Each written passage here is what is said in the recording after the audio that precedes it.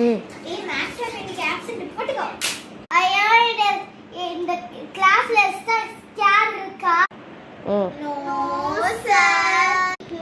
ஐயோ இது last class என்ன பண்ணறது?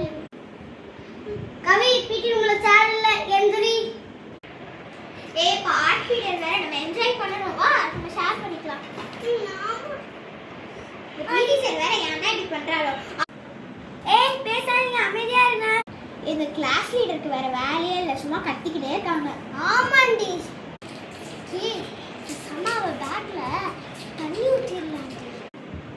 ஓ இப்படிலாம் பிளான் பண்ணிருக்கீங்க வச்சு தண்ணி ஊத்த போறீங்களா?